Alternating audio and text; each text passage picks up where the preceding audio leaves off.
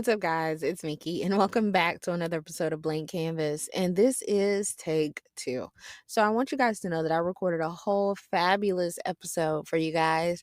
And guess what happened? My mic was on mute the whole time. The whole time. You want to know when I discovered it?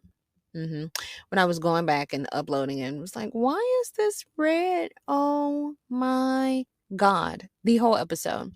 So let's do a take two really quickly. This will probably be a shorter episode because I've already went through this. So what I talked about in the episode was basically how do we as human beings have access to each other at a different level and a different way than past generations have, but yet we feel empty, right? We have access to each other through technology, through social media, all of the above.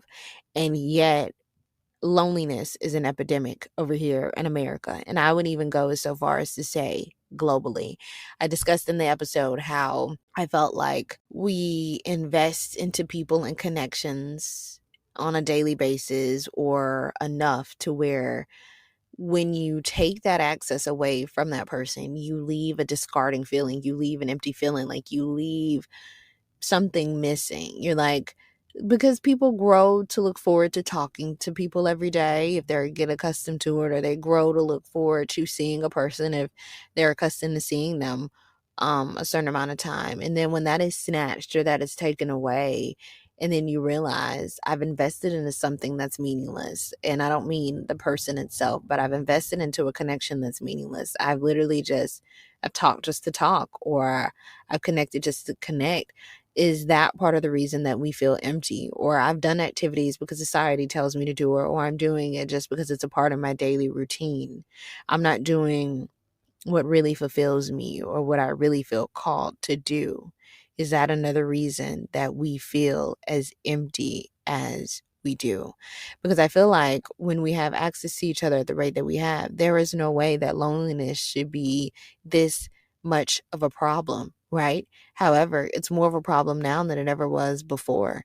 And I just feel like because the connections that we build aren't really deep, aren't really that strong. They are surface level. And I'm not saying that every connection that you have should be deep and thriving and like they should know your insides and stuff, literally and metaphorically. No, I'm not saying that. However, I feel like as human beings, a lot of times we have no boundaries, because I can't even just blame this on men. Like, I feel as females, we have no boundaries.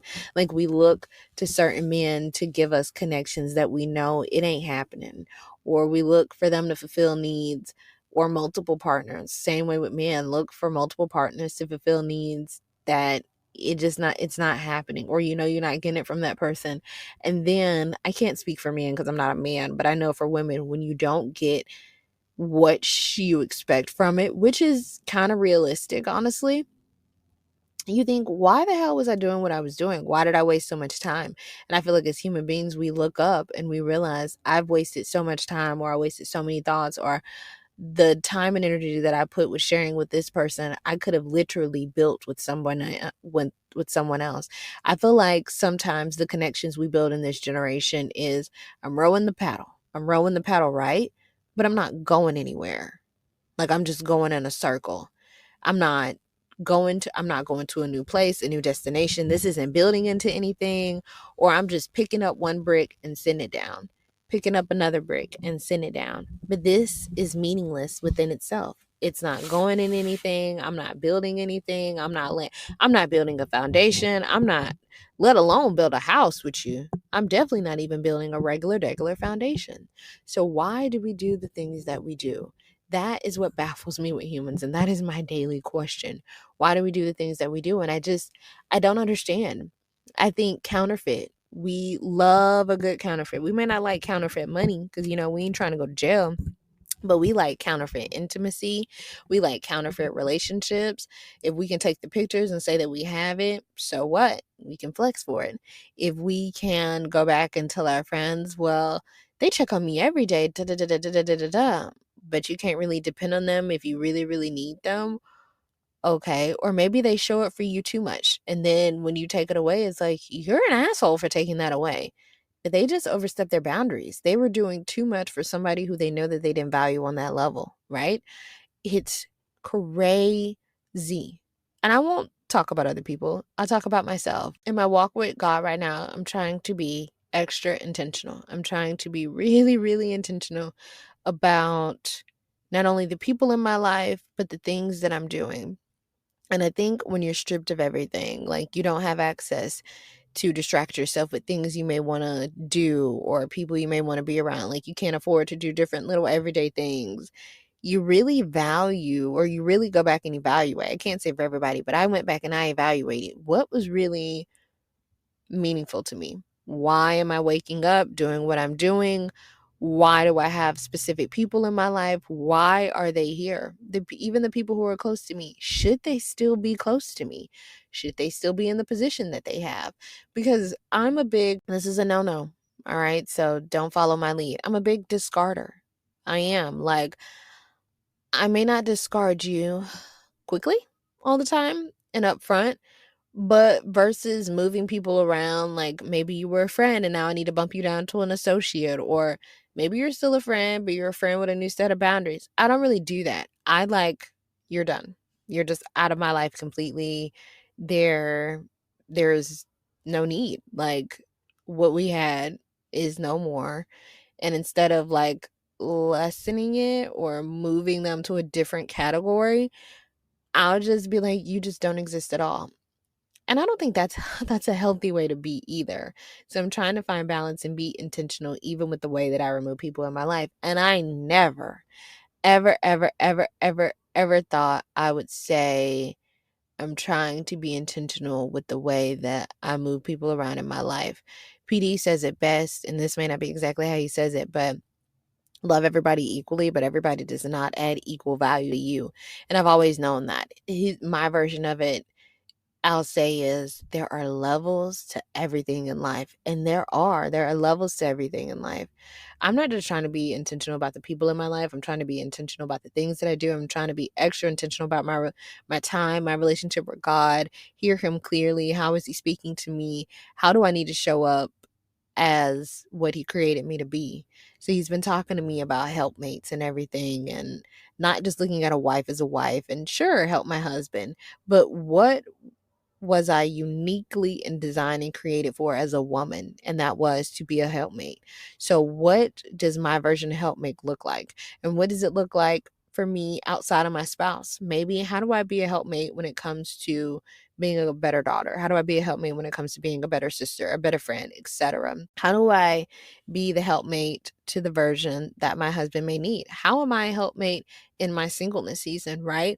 Like, where can I steward myself better to become a better helpmate or to get the qualities that I need so when it is time to be married, it's not something that I'm still trying to learn or work on. And it's not to say that when I do get married, I'm going to have it all figured out. Absolutely not. Like, I know that I'm not. However, I just know that there is a lot of things that I can work on before I actually get to that point, and I would like to work on them before I get to that point, just because marriage is enough work. I looked at marriage the way that most people looked at it, and then I looked at it in the way that most Christians look at it, right? But then I've been asking God to show me like an even deeper level, which is why he's been going into such detail to me about what is a helpmate, how does that show up, or how does that look for me? What version and definition of a helpmate can I handle right now? Can I process? And will more revelation be revealed over time? I think so, because God is that intentional. He is that kind, but he's doing different things.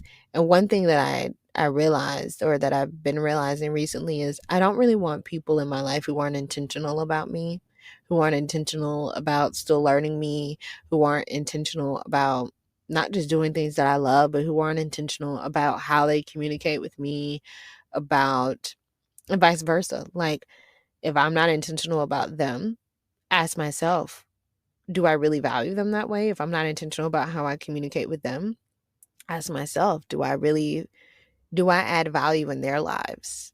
Am I intentional with them? Can I give the same things that I'm asking of these people, right? And if I cannot, or I'm not willing to, what is the reason behind that? And why would I expect them to do it for me and I wouldn't be willing to do it for them? So I'm asking myself all those questions as I just try to adjust and realize, because So often than not, when I look at and just observe humans in their natural habitat, everything seems meaningless. Most people that I talk to, they feel like something is missing. They feel like it's an emptiness. And yes, like God is the only one that can fulfill the void that most people are trying to fulfill. So I'm not coming at it from that angle. Let's state the obvious. God is the only one that can fulfill a certain void that most people are looking for. A romantic partner isn't going to do it. Having a child isn't going to do it. Being at the top of your career field isn't going to do it. Can those things help you and maybe fill a different type of void? Yes. But the one that most people are searching to fill, only God can do it. Great. We get that. We know that. But I mean, okay, when we're not thinking about it from that angle and we're coming just from the everyday aspect, right? Of why am I doing what I do? And I think it's so easy when you have access to the things you want to do, when you have access to the things you want to buy, when you have access to people you may have access to where you're just accustomed to it, right?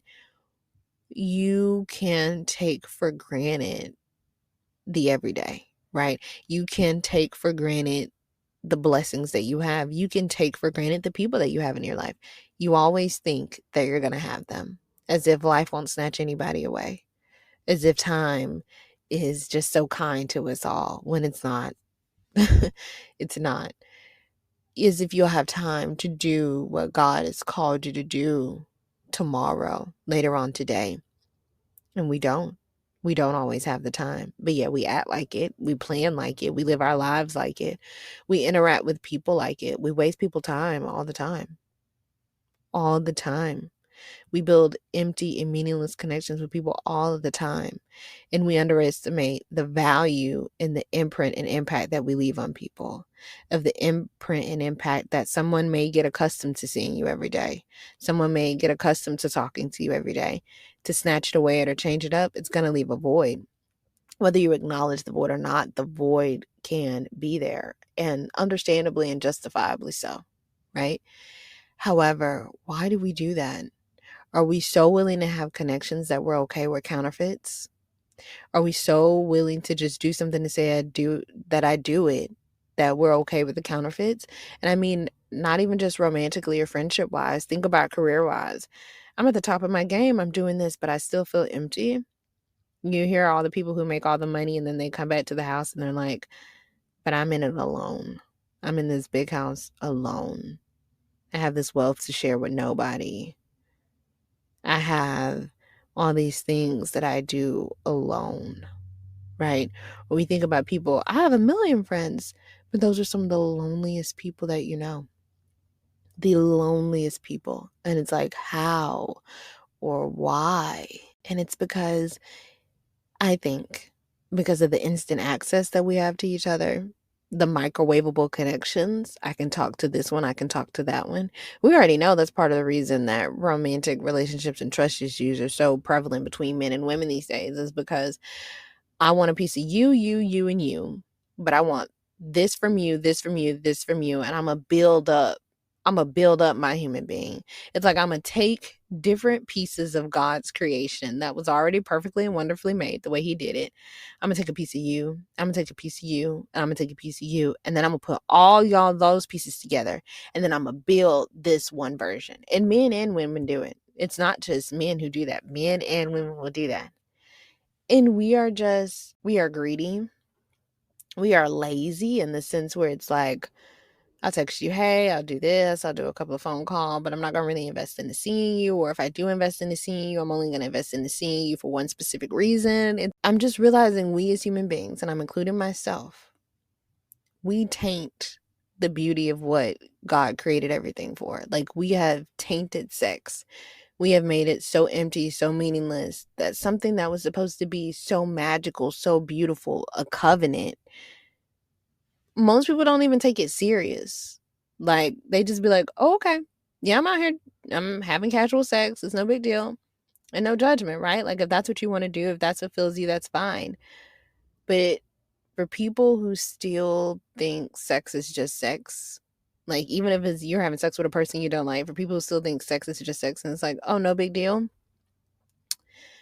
I don't know if I can be around people consistently who still think that way, or who think that I'm not really leaving an impact on this person. I don't know if I can, because, and it's not to say that I think I'm better than anybody. I don't. It's just that if I'm trying to be extra intentional about my life, about who's there, about what I'm doing, about how I am in showing up in someone else's life, I don't know if I can keep those people around at such a high volume, right? Because you, even if you don't believe it, eventually, if everybody's thinking the same thing, if everybody's operating the same way, if everybody is being so, I just careless with God's intention and design, that stuff will start to rub off on you. And you'll look up one day and you'll be like, no, God, I really valued the covenant. I really valued the covenant aspect of sex at one point. But then I was around everybody who said, sex is just sex. This means nothing. I can penetrate this person and it does nothing. I can make out with this person. Literally, like when you swap spit, you're swapping DNA, right? Like that within itself is enough. We don't really think of things how God created it. We think of things how humans can see it. We're swapping spit, we're swapping DNA with each other. When we're having sex, it's so much more than just simply I have been penetrated or someone is penetrating me or whatever forms of sex you're doing. Like, it's like we insult God's, his design, his creation, the time that he put into everything. Like, this is a God who knows the number of hairs on our head. We minimize things and we make them so simple to the point where I feel like it's almost disrespectful. And I'm part of the problem. Like, I feel like we minimize it and we make it so disrespectful. But then we'll ask him to bless the covenant when we decide to get married, and we look at it from a government way, from a legal way. But he's like, I blessed your covenant already. And then you went and broke the covenant that you originally made to go make another one and another one and another one and another one and another one, and you just don't care, huh? But you're gonna ask me to bless everyone, or you're gonna ask me to break a soul tie between them, or you're gonna ask me for, God, I don't know why they feel the way they feel, because I created everything to, there is nothing on this earth, not a thing, not even the dirt itself, okay, we're literally made from dirt, that's not connected. The way we breathe, the way our bodies work is connection. They found that healing property is in tears. So we think, oh my God, I'm going to cry. I'm going to be sad. I don't want to do it, blah, blah, blah. Ew, not me, right? Even there is a beauty with, even with crying and releasing, it's something healing all at the same time in more ways than one. When you look at tears underneath a microscope, sometimes they look like little snowflakes and they connect. And I have read that tears that are sad tears can show up a little differently versus happy tears, but all that stuff is connecting. Like, even a tear, you can see it connecting under a microscope. A tear is what heals, and we minimize what God has designed things, and we're not intentional, or we ask him to bless the counterfeit version and we're like, yes, bless this counterfeit version. Yes, God, please. And I just think that he looks at us sometimes and he's like, oh, my children, if only you knew what I really intended that to be. I know it's hard to wait for sex for marriage. I know everybody in society is telling you not to do it, but there's a reason that I told you not to do it. And I feel like by the time a lot of people get married, you're so accustomed to sex, or you're so accustomed to being able to say, I had this one, I had that one, or so many people can say, I had you, that when you get into it, it's not that you don't value your partner, but what is there really to look forward to? What's really super special about it? Because you've already had that intimate act with someone else or multiple people. What's really the difference? Because you signed a piece of paper? The piece of paper is what humans made up. That's not what God said, right? And so this isn't this I didn't even go this route on my first episode. I did not go this route. So maybe it was the reason the first episode was on mute. I did not go this route at all. My point in both episodes was how I'm trying to be more intentional and how I'm trying to watch what I'm surrounded by, what I hear, even what I watch on TV.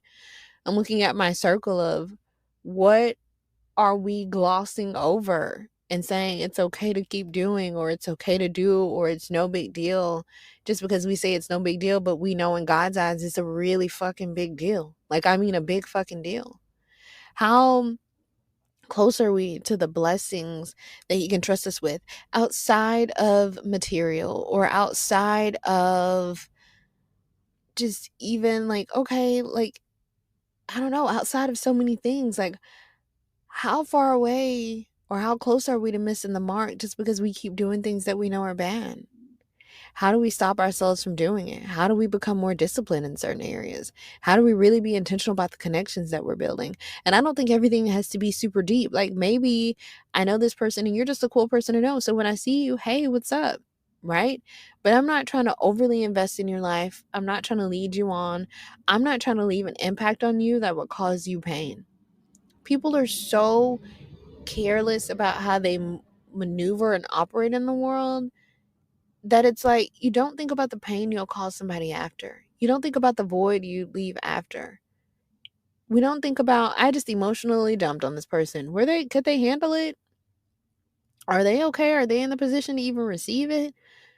Did I just share too much with somebody who can use this against me? Did I share this with too much with somebody who they may not use it against me, but they're going to go back and tell their people?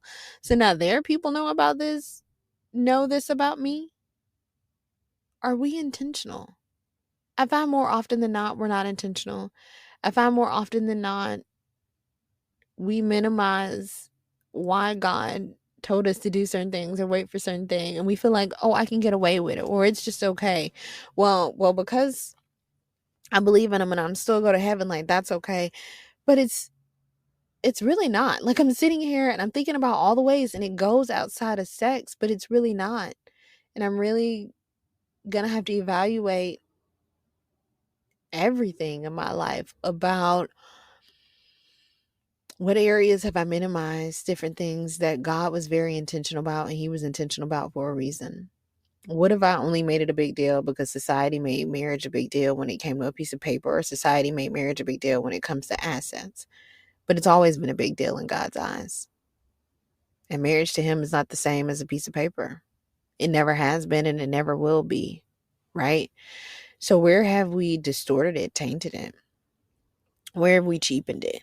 We have counterfeit intimacy, we have counterfeit marriage, we have counterfeit connections, we have counterfeit happiness, we have counterfeit peace. Like, we think alcohol, other substances, different things of that nature can like give us peace, when the only peace is Him. The only true thing to fill a void is Him. The way He truly designed marriage and connection to be is the way it should be, not what we know or what we think it is. Why are we out here playing with His creations? Why are we out here wasting people's time? Why are we out here wasting our own time? Why? Why? Why? And so I didn't go this direction last time, but I went here this time. And the light is still blue. So this is the episode y'all are getting. Okay? So I guess what I will leave my BK fam with is, what ways are you showing up in any kind of relationship, friendship, romantic, family, your connection with God, your relationship with yourself? How are you showing up intentional? What are the ways that you're showing up unintentional? Who are you keeping in your life just based off of time, or just based off of convenience, or based off of, I've known them for a while, or this is their title? Who needs to be demoted? Who needs to be promoted? And who needs to be fired? All questions that I'm asking, not trying to start no problems in your lives. Just think, why do you do the things that you do? Why are you around the people you're around? Ask yourself, what are the mindsets of the people that you're around? How are those things rubbing off on you? Because eventually, even if you don't try, it can happen. It will happen. Okay? So why do we do what we do, people? Why do we do what we do? And that's what I'll end with. And I can't wait to see what we talk about next time, guys. All right. Bye.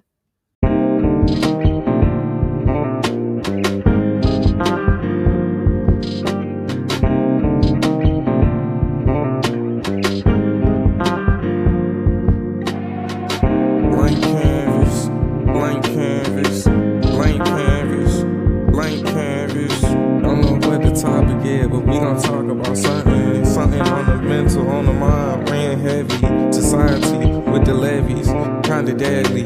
Silent killer, hard to daddy. Most killers had no daddy.